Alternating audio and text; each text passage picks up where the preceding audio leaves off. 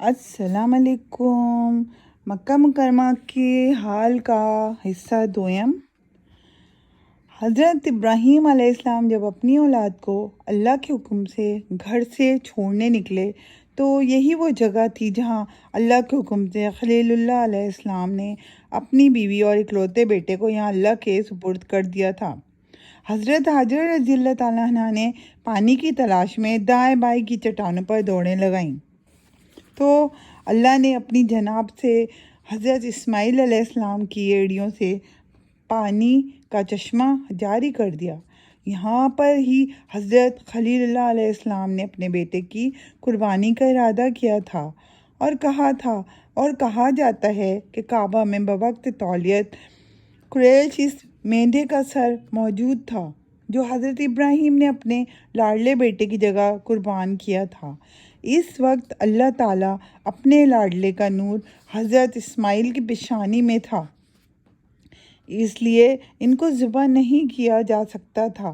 اس وقت جب حضرت حاجر رضی اللہ تعالیٰ عنہ یہاں مقیم تھی تو قبیلہ بنو جرہم یہاں آ کر آباد ہو گیا۔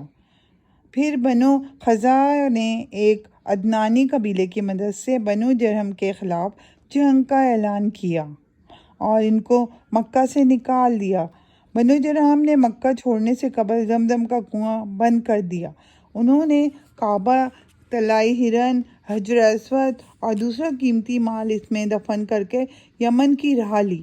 اس کے بعد قصب انقلاب کا ظہور ہوا۔ یہ وہی قصہ تھا جس نے عرب کو ایک حدت میں پرو دیا۔